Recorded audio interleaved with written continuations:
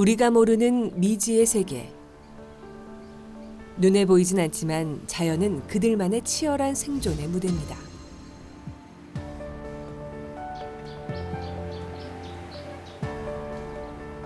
(2억 년) 동안 탄생과 죽음을 반복하며 지구를 지켜온 작은 지배자.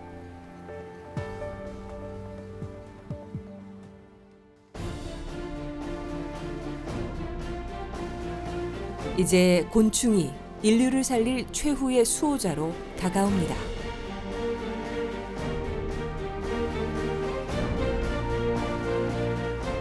이 곤충은 그 신물질의 어떤 그 보물 창고라 할 정도로 굉장히 다양한 물질을 보유하고 있습니다. 세상의 편견을 깨고 무한한 변신을 거듭하는 곤충. 먹고 보고 즐기며 인간의 삶을 풍요롭게 해주는 미래 자원의 보고입니다.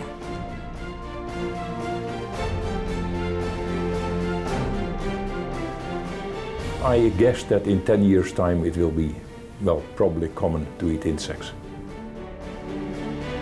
21세기 미래 산업의 천병으로 누구도 관심 갖지 않았던 자원 가치에 지금 세계가 주목합니다. We have a firm conviction that the market for biological control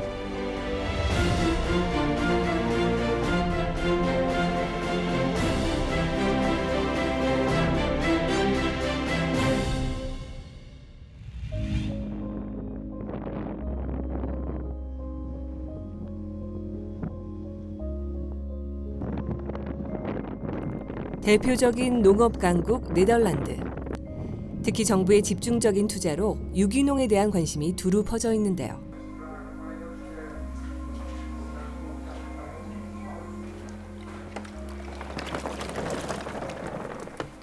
(15년째) 유기농으로 파프리카를 재배하고 있는 이 농장에선 특별한 재배법이 하나 더 있습니다. Ja, dat is zeker. Een en hoop stress voor niks. 바로 해충의 천적을 이용해 농사를 짓는다는 건데요. 지금 하는 이 작업 또한 천적 재배를 하기 때문에 벌어지는 일입니다. Voordat ik er überhaupt maar aan begin. Ja. Je ziet dat alles is hier opgelopen en opgedroogd. En nou, dat wordt vies en dat willen de mensen niet kopen. Dus we moeten een schone paprika maken om ze weer te kunnen verkopen. Maar je hebt ook speciale wasmachines hiervoor, maar die komen niet goed hier zo in de hoekjes. 다행히 농부의 손길이 닿은 파프리카는 싱싱한 모습을 되찾습니다.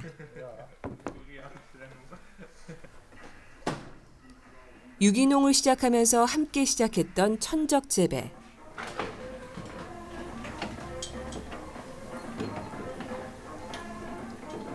이곳의 주인인 로판 파슨 씨는 자연이 하는 일이라 실패할 가능성도 있지만 다양한 변화에 따라 재배법을 달리할 수 있어 농사 짓는 재미가 크다는데요.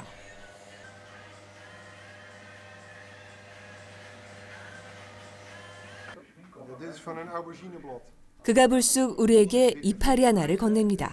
Het is eigenlijk voornamelijk witte vlieg wat hier zit. Hier zit ook de insectenbestrijding. Kijk, hier hebben we een 14-stippelig lieveheersbeestje. Die eet luis. Nee, maar dat is het probleem nu. We hadden 3 weken geleden hadden we heel veel luis. Levende luis. En als je hier dan liepen er allemaal luizen zo over je arm heen. De moeilijkste momenten, er zijn verschillende moeilijke momenten geweest. Dat is altijd wel de luis in de paprika. En we hebben 2 keer gehad dat de planten bijna dood gingen van de luis. 몇 번의 고비 중에서도 유기농을 포기할 수 없었던 농장주는 천적 곤충을 선택했습니다.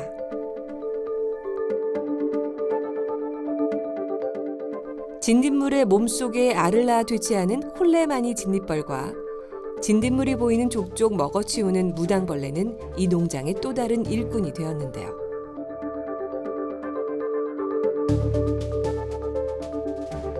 이들의 출현은 진딧물에겐 비상사태를 예고합니다.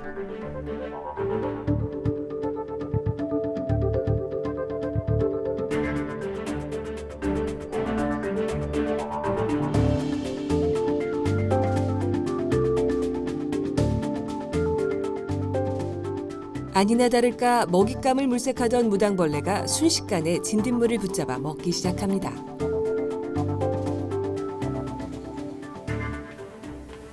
Het inbrengen van de biologische bestrijders, dat doen we eigenlijk het hele jaar door. Want je moet altijd bedacht zijn op plaaginsecten. En op het moment dat plaaginsecten binnenkomen, dan moet je al een voldoende groot leger van biologische bestrijders hebben. 몇 번의 시행착오를 겪었던 그에게 해충에 따른 천적의 종류와 투입 시기는 무엇보다 중요한데요.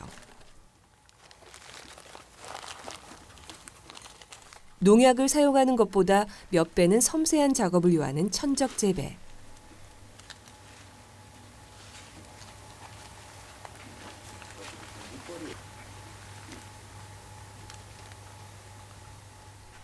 그가 이렇게 까다로운 방법을 포기하지 않는 또 하나의 이유는 유럽의 엄격한 유기농 승인 제도 때문입니다. De belangrijkste eisen om biologisch te mogen telen in de Europese Unie is telen in de grond, dus niet op een substraat. Geen gebruik maken van chemische bestrijdingsmiddelen.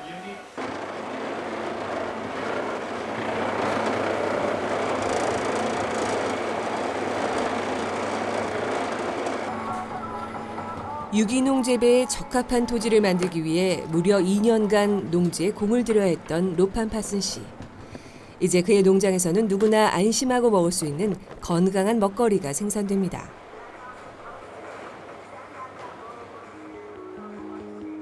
네덜란드의 경우 이렇게 극소량의 농약도 검출되지 않고 화학적인 비료와 약품을 일절 사용하지 않은 농작물의 경우만 유기농 인증 마크를 달 수 있습니다. De controle is 1 keer per jaar een hele bedrijfscontrole. Dan wordt de hele boekhouding gecontroleerd. En een aantal keren per jaar een flitscontrole. En tijdens die flitscontrole, dat kan nu ook gebeuren, kan zomaar iemand binnenlopen om te kijken of wat wij hier doen wel volgens de biologische regels gebeurt. 유럽은 안전한 먹거리에 대한 관심이 어느 곳보다 높습니다. 더불어 비싼 값을 치르더라도 건강한 먹거리를 선택하려는 소비자들이 늘고 있는데요. 화려하진 않지만 안전한 먹거리로 차린 식탁이 최고라는 생각.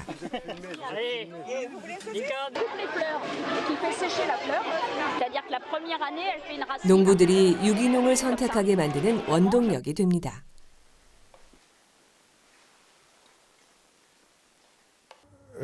Meestal een hoger inkomen van deze tuin als dat ik zou hebben als ik niet biologisch had geteeld. Als ik niet biologisch had geteeld, had deze tuin er waarschijnlijk niet meer geweest. En ja, het voordeel, wat ik erg leuk vind, dat ik voor deze manier van telen veel meer waardering krijg van klanten. Ik hoor van mensen die mijn groente eten dat het zo lekker is. En dat hoorde ik vroeger nooit. 안전한 먹거리에 대한 관심은 이웃나라 벨기에도 다르지 않습니다.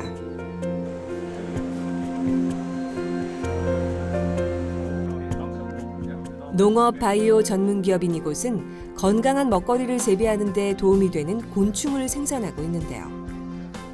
특히 화분 매개를 하는 수정벌이 주력 상품으로 전 세계 시장 점유율 1위에 올라 있습니다. 이곳의 벌들은 최적의 환경에서 키워져 품질도 최고로 손꼽히죠.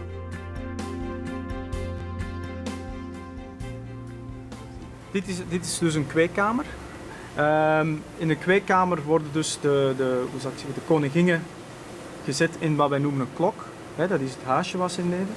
En daar gaat zij, omdat die koningin bevrucht is, gaat zij beginnen met een eigen nest te bouwen.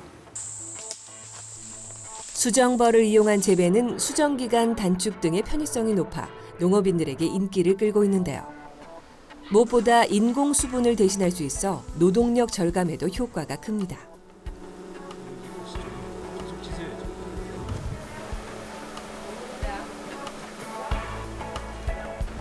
최근 이곳에서는 수정벌에 또 다른 기능까지 더한 신제품을 선보이고 있는데요.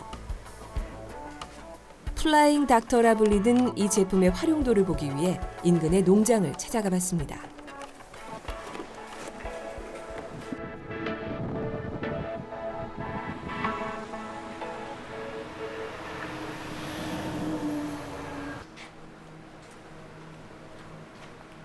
이곳 역시 화학약품과 비료는 전혀 사용하지 않는 유기농 농장입니다.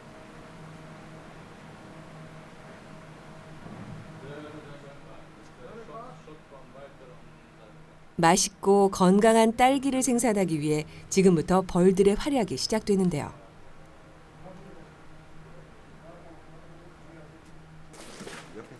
벌들의 본격적인 출동에 앞서 플라잉 닥터의 상층부에 바이오 살충제를 넣어주면 준비 완료.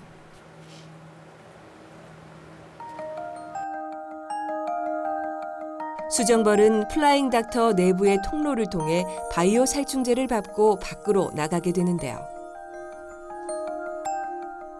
이렇게 밖으로 나온 벌은 딸기밭 사이를 날아다니며 화분 매개는 물론 몸에 묻은 바이오 살충제로 농작물의 곰팡이균을 방지합니다.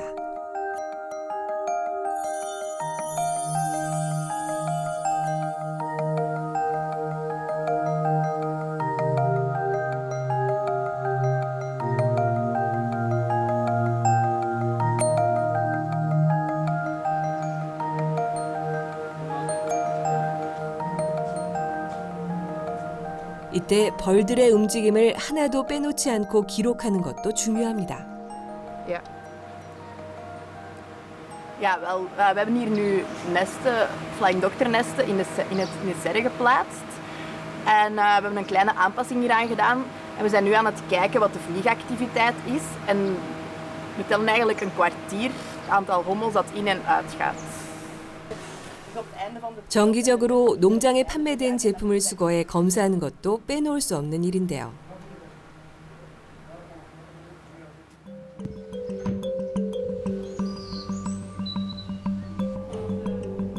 농장에서 가져온 플라잉 닥터에서 몇 마리의 벌을 샘플로 채취해 질병 검사를 실시하기도 합니다.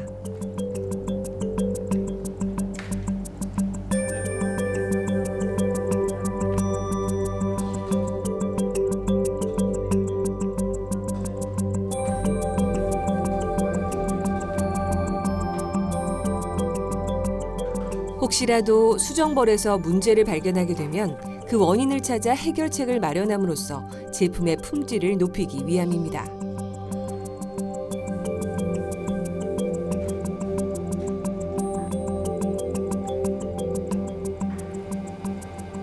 First of all, consumers want healthy products that are produced without or that end up in the supermarket without pesticide residues.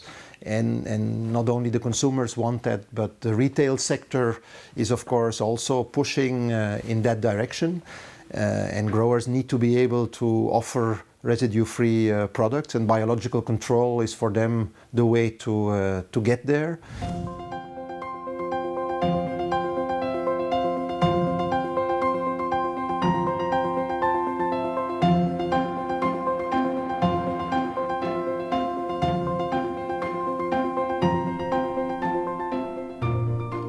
(10년째) 유기농으로 감귤을 재배하고 있는 한 농장.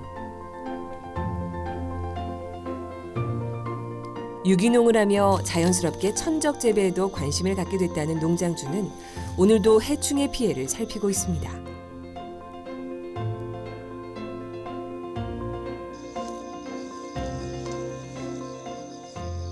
한눈에 보기에도 피해가 심각해 보이는 감귤나무 한 그루. 도대체 어떤 해충이 침입한 걸까요? 지금 요거는 이제 황금향 나무인데 좀 깍지벌레가 발생한 거는 이세리아 깍지벌레인데 한 3개월 전에 이게 발생이 돼가지고 나무가 이렇게 시커멓고 밀감이 다 이제 낙화되고 이런 상황입니다. 깍지벌레는 감귤에 피해를 주는 대표적인 해충. 종류도 다양해 방제가 쉽지 않은데요. 상품성 저하는 물론 심할 경우 나무를 고사시키기까지 합니다.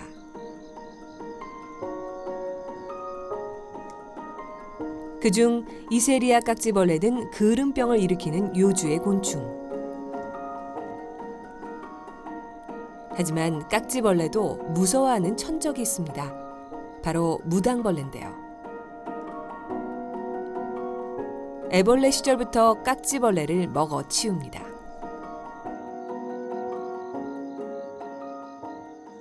그 감귤에 특히 그 하우스 밀감이나 여름철에 생산되는 밀감에 대해 가지고 그 친환경 하는 그런 농가들은 가루깍지벌레의 피해를 엄청 많이 받습니다. 이 가루깍지벌레를 방지하기 위해 가지고 깍지 무당벌레, 영어로는 이게 크리스토퍼, 그걸 이제 네덜란드에서 수입을 해와 가지고 지금 우리 그 포장에 지금 방사를 하고 있는데 효과는 좀 괜찮은 걸로 좀 보고 있습니다. 실제 우리나라에서 활용 중인 천적곤충은 대부분 수입에 의존하고 있는 상황. 경제적인 부담 때문에 선뜻 시도하지 못하는 농가들이 많습니다.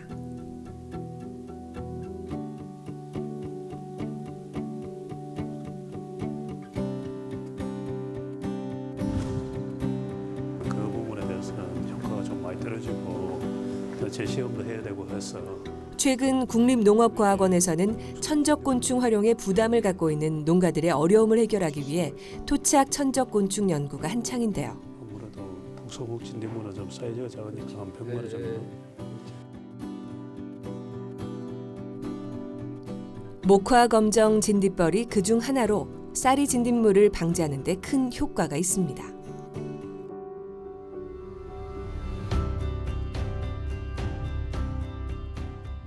현재 외국에서 가져 들어왔을 경우는 환경에 미치는 영향을 평가를 받아야 되고, 그다음 실질적으로 우리나라에서 있는 토착 천적을 활용한다면은 우리나라 생태계의 교묘한 부분도 줄여들 수도 있기 때문에 우리나라 것을 많이 사용하려고 노력하고 있습니다.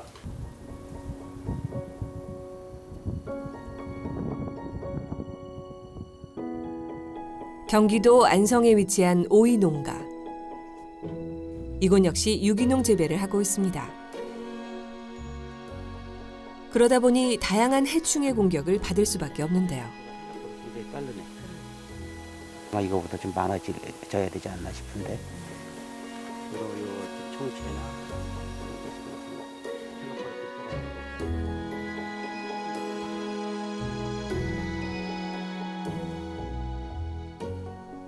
특히 박과작물에 자주 발생하는 흰가루병은 한번 발생하기 시작하면 순식간에 번지면서 피해를 주기 때문에 부부의 큰 골칫거리입니다. 요즘은 하루하루가 틀려요. 이게 이제 그 비가 왔을 경우에 우리가 문이 닫혀 있을 경우에 여기가 그 굉장히 습도가 높을 때 그때가 이제 이게 흰가루가 많이 퍼집니다. 이게 하루 사이에 막 이렇게 퍼지다 보니까 우리가 무당벌레를 투입하는 시기라든가 이런 게 조절하기가 상당히 어렵습니다. 기동력이 요하는데 좀 활력을 떨어뜨려 놓은 다음에 그다음에 천적이 들어가서 오이 농가의 고민을 해결해 주기 위해 경기도 농업기술원의 이영수 연구관이 찾아왔습니다. 굉장히 높아져요, 이게. 무당벌레 투입을 하려면 이 정도 스팟 한두 개 정도 잎에 하엽에 보일 때 그때 넣어야 되는데 조금 시기가 좀 늦은 것 같아요.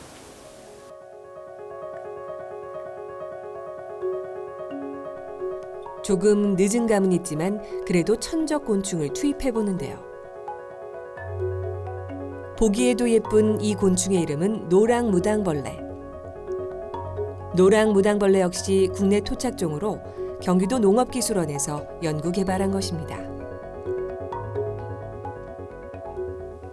이제 친환경 농업을 실현하기 위해서 저희는 이제 우선 국내 토착돼 있는 국내 환경에 잘 적응돼 있는 천적을 찾으려고 노력을 했고요.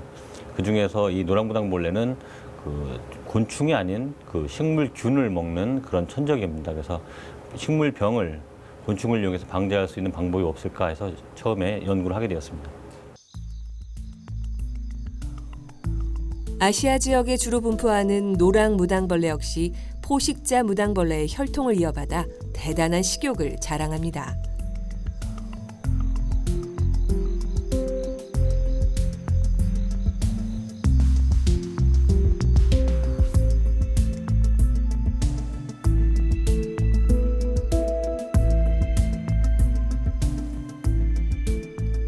알에서 깨어나면서부터 성충이 되고 죽을 때까지 한평생 흰가루병만 먹는데요. 흰가루병이 자주 걸리는 박과작물의 농장에선 이보다 훌륭한 일꾼은 없는 셈이죠.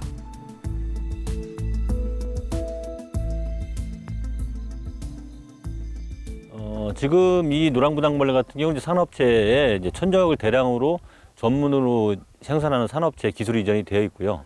어느 정도 수요가 된다면 그 업체를 통해서 시장은 더욱 넓어질 것으로 생각이 됩니다.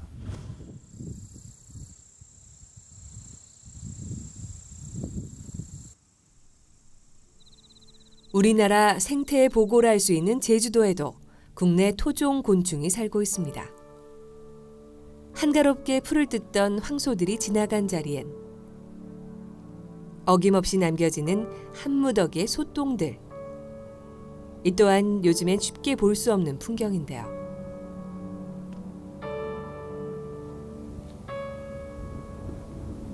이 소똥 속에 멸종 위기의 우리 토종 곤충이 살고 있습니다. 한참을 뒤적이자 나타난 것은 바로 애기뿔 소똥구리. 제주도가 아니면 쉽게 볼 수 없는 곤충입니다.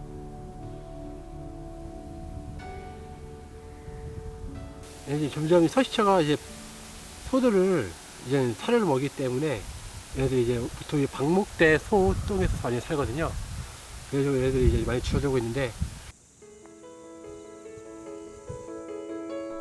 애기뿔 소똥구리는 소똥구리과의 곤충으로 암컷의 경우 머리 부분에 판 모양의 가로 융기가 있고 수컷의 경우 상아 모양의 뿔이 나 있습니다. 이름처럼 소의 배설물을 파고 들어가는 습성이 있는데요. 우리가 일반적으로 알고 있는 소똥구리와는 달리 땅속에 소똥을 모아 알을 낳고 애벌레는 소똥 속에서 안전하게 영양분을 섭취하며 성충으로 자랍니다. 그 주변에 이제 어떤 소똥은 거의 이제 부패가 되는데 비해서 그 경단은 그 부패가 안 되는데 착안해가지고 소똥구리는 강력한 그 항생 물질을 분비하는구나. 과연 애기뿔 소똥구리는 어떤 물질을 품고 있는 걸까요? 우분 속에 살고 있지만 국립농업과학원 황재산 박사는 곧 실험에 착수했습니다. 액체 질소를 이용해 애기뿔 소똥구리를 급속 냉각시킨 뒤 다양한 방법으로 성분을 추출해봤는데요.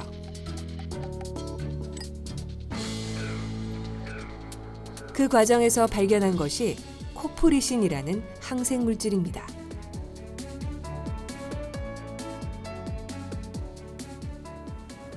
이 물질을 가지고 다양한 균에 대해서 이제 항균 활성을 이제 검증해 본 결과 그 그람 음성, 양성, 특히 이제 그 최근에 가장 문제시되는 그 슈퍼박테리아를 죽일 수 있는 그런 기능도 가지고 있다는 것을 확인을 했습니다. 황재산 박사가 찾아낸 코프리신은 여러 분야와의 협력 연구를 통해 실제 우리 생활에서 사용 가능한 제품으로도 연구 개발 중입니다. 그렇게 탄생된 것이 코프리신을 첨가한 피부 보조 제품.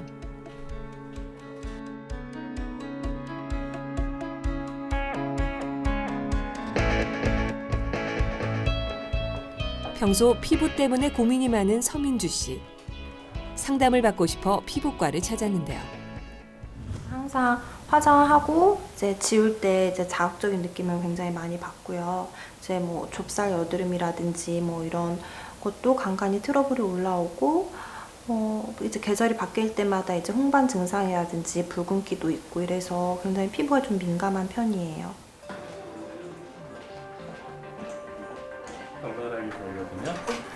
검사 결과 그녀의 피부 상태는 어떨까요?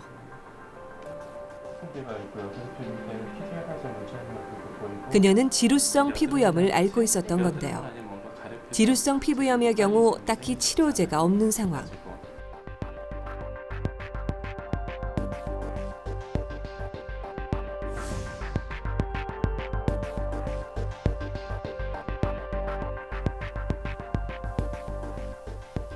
그녀는 코프리신이 첨가된 피부 보조 제품의 도움을 받아보기로 했습니다. 항생물질로 알려진 코프리신은 그녀의 피부에 어떤 영향을 미칠까요? 한 달 후 다시 찾은 피부과. 한눈에 보기에도 붉은기가 많이 사라져 보이는데요. 홍조가 있는데 약간 딱지도 살짝 만질 수 있고 처음 오셨을 때 찍은 사진인데 이때보다 얼굴 전체를 비교해봐도 한결 염증이 가라앉아 보입니다.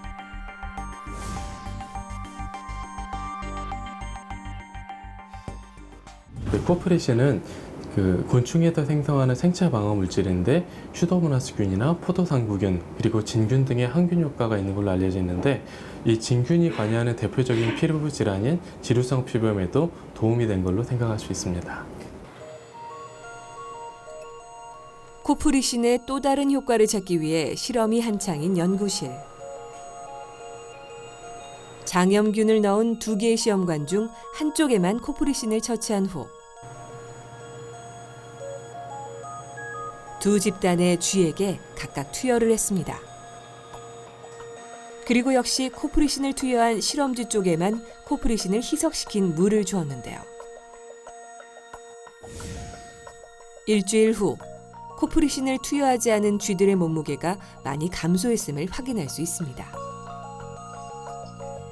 또한 코프리신을 투여한 쪽은 여전히 활발한 움직임을 보이는데 반해 장염균만 투여한 쪽은 움직임이 크게 줄었습니다.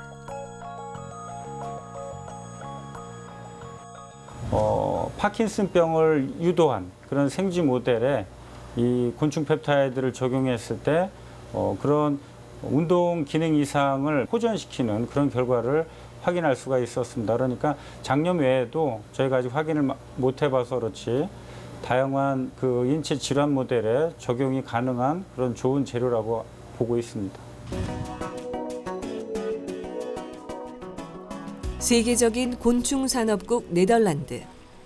최근 식용곤충에 대한 연구 개발이 한창입니다. 유럽 최고의 농업 연구기관인 와게닝겐 대학은 곤충학자 아놀드 교수를 중심으로 지난 2010년부터 곤충의 식량 자원화 연구를 수행하고 있습니다. Well, in the Netherlands already quite some time insects are sold on the market, freeze-dried. Those are mealworms, some locusts, and well, they are sold in different supermarkets or you can order them online. And if I ask them how many of you have eaten insects, then it is almost 30%. So it means that people get more familiar with eating insects. 미래를 내다본 네덜란드 정부는 이 프로젝트를 위해 약 4년간 100만 유로를 지원했는데요.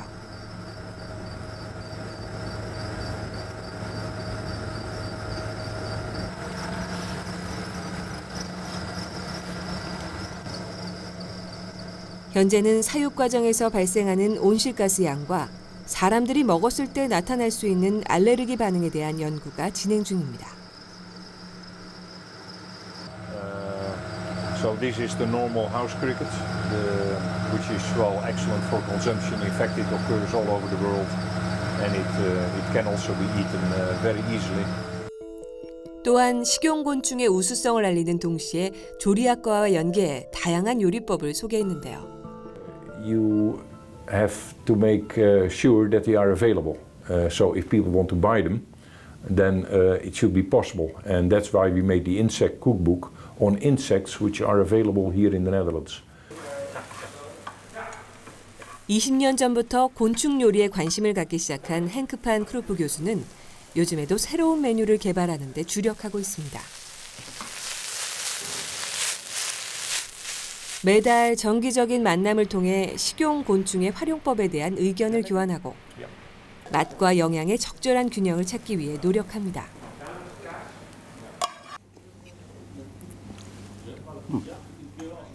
하지만 여전히 식용 곤충을 대중화하는 데는 어려움이 있습니다.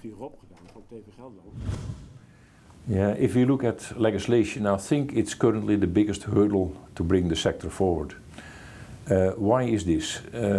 First of all, when the legislation was made, nobody thought about insects as food or as feed, and that's now causing the problems.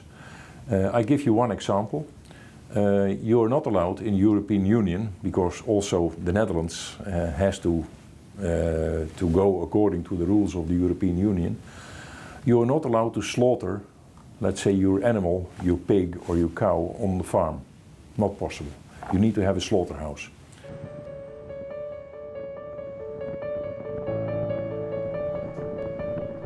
지난해 세계 최초로 곤충 10종을 식용으로 합법화한 벨기에. 벨기에 연방식품안전청은 귀뚜라미, 메뚜기, 딱정벌레 등 시중에 판매할 수 있는 식용 곤충 10종에 대해 체계적인 지원을 시작했습니다. 따라서 지역마다 곤충 식품을 판매하는 전문 매장들이 등장했죠. 이곳 식료품점에도 냉동 건조된 귀뚜라미, 메뚜기 등 4종류의 제품들이 들어와 있습니다.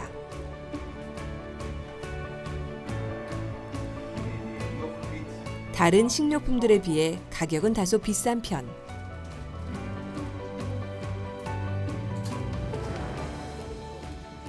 냉동 건조된 메뚜기가 25g에 약 15,000원.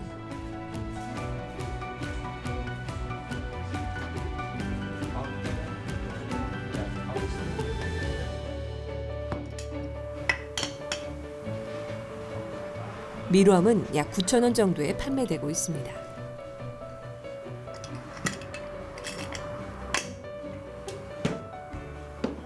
En ook wat er veel gebeurt met die meelworm is dat die worden vermalen. Als ze gevriesdroogd zijn en je stopt ze even in de keukenmixer, heb je poeder. En dan kan je met die poeder, omdat ze noodsmaak hebben, kan je ermee pralines maken. Je kan die in kroketten kan je er ook mee maken. Of je kan spaneren. En dan gaat dat gemakkelijker voor de mens. 지난달 문을 연 곤충 요리 레스토랑.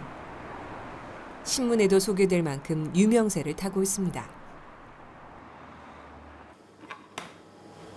주방에서는 손님들을 맞을 음식 준비가 한창인데요.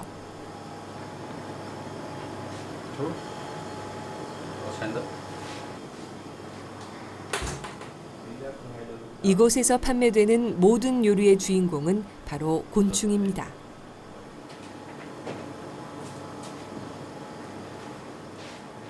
Twee keer bloemkool, dus 1 keer in de vorm van een zalf en 1 keer in de vorm van een crumble. Daarop komt er een crème van rode biet, wasmotrupjes erbovenop, Afrikaanse tekspringkanen en hier eigenlijk gepocheerd kwartel eitje. En echte scheutjes als versiering. 보기만 해도 군침이 돌 만큼 화려한 요리가 등장했습니다. Hier 2 David, 2 helemaal in het hoekje. Van insecten met een Oreo-worm bovenop en een kletschop gemaakt van buffalo-wormen en een moelleux chocola waarvan de meel gebruikt is van meelworm. Ja? En Ja, Sophie houdt hem naast als je nog van de ijsroos. Ja?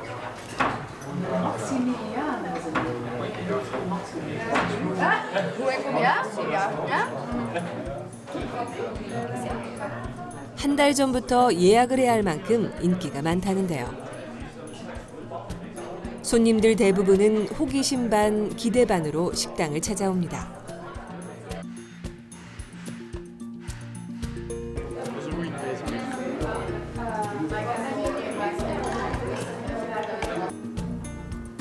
시선을 사로잡는 재료와 특별한 맛에 빠진 순간을 놓칠 순 없겠죠. 손님들의 취향을 고려해 다양한 메뉴를 갖춘 것도 이곳만의 경쟁력입니다.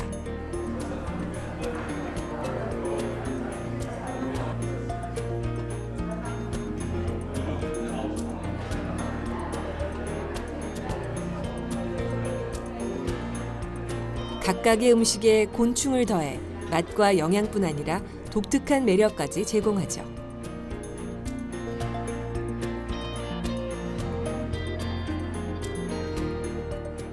Door verschillende kleuren te gebruiken op het bord en door op verschillende manieren die insecten te verwerken. Bijvoorbeeld door te poffen of te bakken of te roosteren, te frituren. Altijd in combinatie met een groente of een sausje die er mooi bij past van kleur. En er wordt vaak met kleur gewerkt. de gerechten. 끊임없는 도전 정신으로 식용곤충을 예술의 경지로 끌어올리는 요리사들. 맛과 호기심을 충족시키기 위한 요리사들의 이런 도전이야말로 소비자들의 마음을 여는 비결이 아닐까요?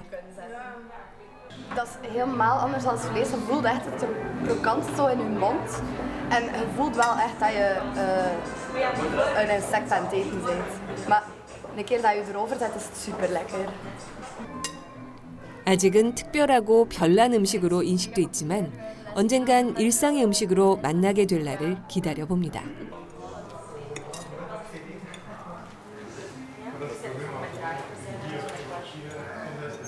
Ik ga sowieso wel nog een keer terugkomen en proberen andere mensen te overtuigen om het ook eens te proberen.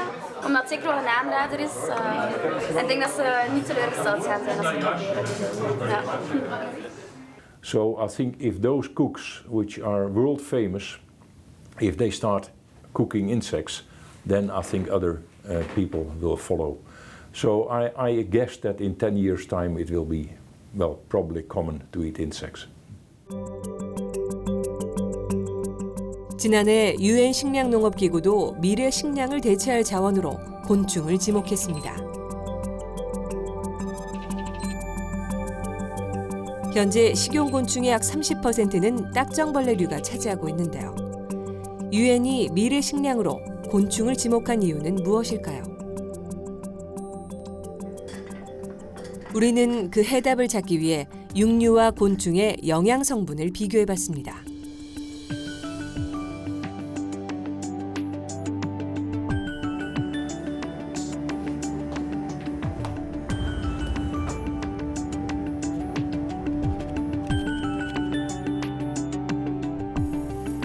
그 결과 100g당 단백질 함량은 소고기와 비슷하고 몸에 무리가 없는 불포화 지방은 소고기보다 현저히 높았습니다. 특히 육류에는 없는 식이섬유도 발견됐습니다. 곤충이나 갑각류인 경우에는 키틴질이라고 하는 성분들이 들어있어서 그쪽에서 우리가 식이성 섬유들을 발견할 수 있는데요. 식이성 섬유는 우리가 섭취했을 때 기본적으로 보통 다이어트 하시는 분들한테 도움이 많이 되고요. 그리고 음식물이 소화 흡수될 때 천천히 소화 흡수되어서 포도당의 흡수율을 낮춰줘서 특히 당뇨 환자들에게 식이성 섬유가 좋은 또 급원이 될 수 있습니다. 우리나라도 올해 갈색 거저리와 흰 점박이 꽃무지 유충이 식품 원료로 인정됐습니다. 엄청나게 이제 발전이 된 거죠. 기존에 저희들이 뭐 애완으로 팔고 그리고 사람들이 관상용으로 와서 좀 사가는 정도고 교육용으로 들어가는 거는 한계가 있거든요. 그는 굉장히 빠른 속도로 포화 상태에 왔었어요. 근데 이게 이제 식약용으로 들어간다면 이야기가 완전히 달라지죠. 그리고 거기에 이제 사료 같은 거는 또 저희들이 보면 엄청난 양에 들어가는 거거든요. 그러면 지금 기존에 있는 기르는 양 가지고는 좀 더 농가들이 대행화돼야 되는 그런 추세에 있습니다.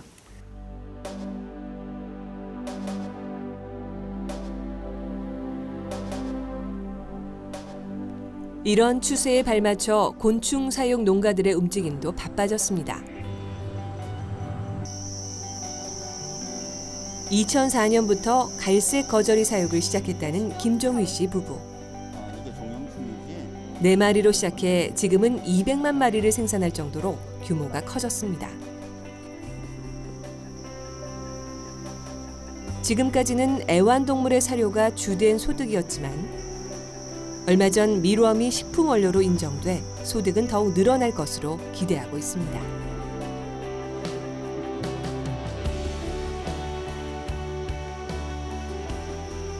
보시는 요 지금 베드 전부를 채우게 되면 대략 10톤 정도 갈색 거저리를 생산할 수 있는 규모가 되거든요.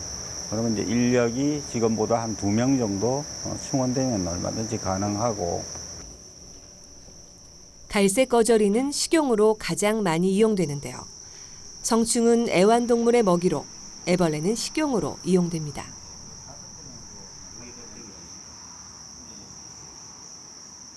요거는 아마 일반 밀웜 갈색 거저리보다 한 4배 정도 크죠. 예. 여기 이제 그 슈퍼 밀웜 성충이에요.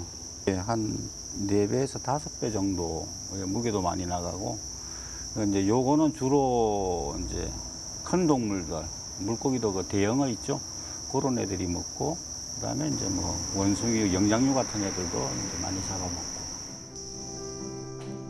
대부분 수입에 의존하고 있는 가축사료의 원료를 국내에서 생산 공급할 수 있다면 농가 소득은 물론 곤충 산업의 시장 규모도 크게 확대될 것입니다.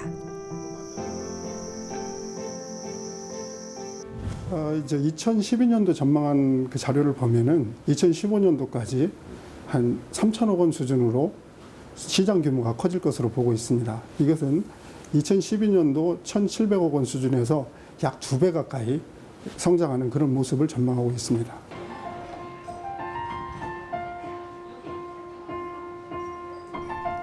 서울의 한 이탈리안 레스토랑. 요리 준비가 한창인 주방에서 국가대표 기능장이자 꽃요리 전문가인 조우현 셰프를 만났습니다.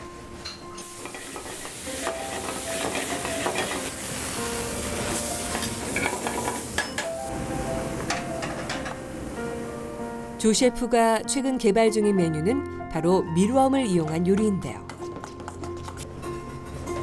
꽃과 어울릴 만한 재료를 연구하다가 곤충에 관심을 갖게 됐다고 합니다.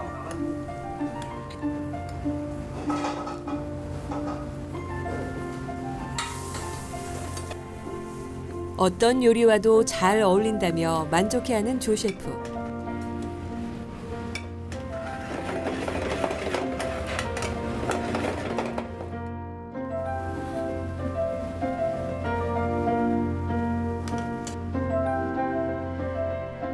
수많은 식재료 중 특히 곤충을 고집하는 이유가 궁금했습니다. 이제 중요한 점은 만약 야채 같은 경우는 이렇게 볶거나 삶거나 하면 어떤 영양소가 파괴되고 그런 게 되게 많은데 곤충 같은 경우는 이런 어떤 그런 게 좀 되게 작은 것 같아요. 그래서 우리가 많이 섭취할 수 있고 많이 우리가 흡수할 수 있어서 상당히 좋은 것 같습니다. 교수님 안녕하십니까? 오늘은 특별히 곤충 요리 전문가들과 함께했습니다. 우리 입맛에 맞는 한식에 곤충을 이용해보고자 모인 건데요. 꽃무지 그 자체로 요리해보는 것을 시도해보기 위해서 그대로 튀긴 것, 그다음에 옷 입혀서 튀긴 것. 여기 안에는 소고기하고 밀웜 다져서 전으로 만드는 거고요. 그다음에 요거는 이제 꽃무지 동결 건조한.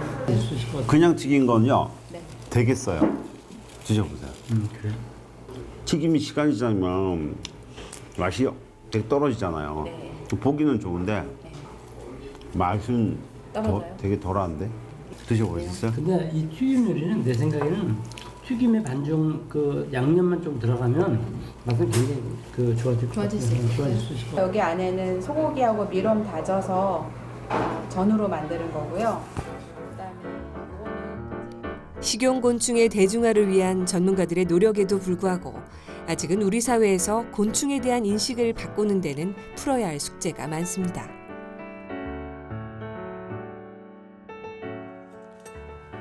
앞으로 이제 풀어가야 할 부분은 곤충 가지고 이제 아직 파우더를 만들어서 조금 접목시키거나 육수를 만들어서 하거나 이제 그런 거를 하나하나 해 나가는 것이 가장 큰 어떤 목표라고 보시면 돼요.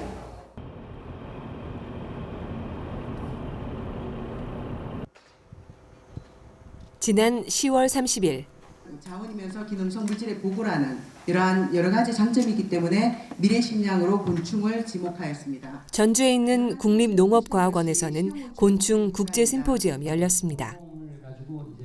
식용곤충 산업의 확산을 위해 국내외 많은 전문가들이 모였습니다. 조우현 셰프도 개발 중인 요리를 직접 만들어 참석했는데요. 앞으로의 시장 가능성을 찾기 위해서입니다.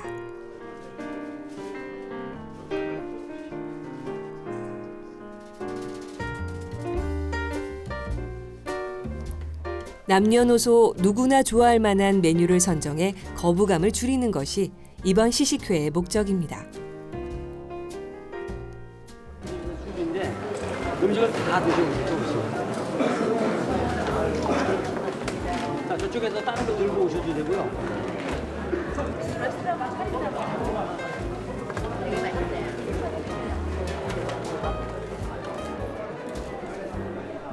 과연 곤충 음식을 처음 접해본 시민들의 반응은 어땠을까요?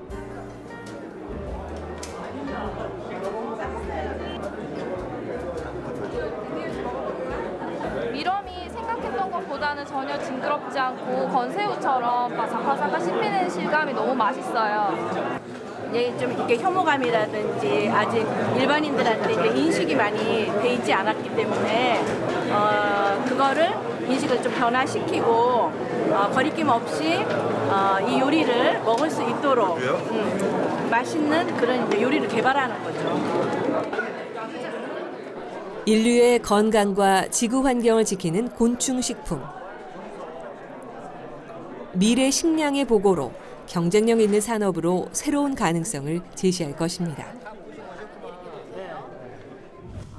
앞으로 장수풍뎅이 또 좀 더 나아가서 귀뚜라미 등 4종에 대해서 식품원료 한시적으로라도 식품원료 등록을 하고자 합니다. 그래서 이게 등록하는 것뿐만 아니라 우리 일반 소비자들이 곤충에 대해서 약간 좀 혐오식품 같이 느끼시는 부분이 있어요. 그래서 그것들에 대해서 우리 곤충을 활용한 그런 요리법이라든가 뭐 이런 것들을 같이 개발해서 메뉴 개발을 통해서 일반 소비자들한테 널리 활용할 수 있도록 그런 길도 터주고 또 소비자 홍보도 같이 해서 이 곤충 산업이 식품 산업으로서 또 식약 소재로서 털을 잡을 수 있는 길을 열어갈 계획입니다.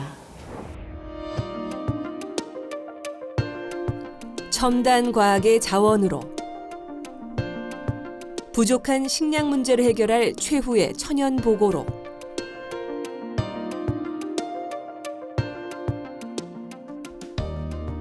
곤충은 미래의 인류를 살리는 대안이 될 것입니다.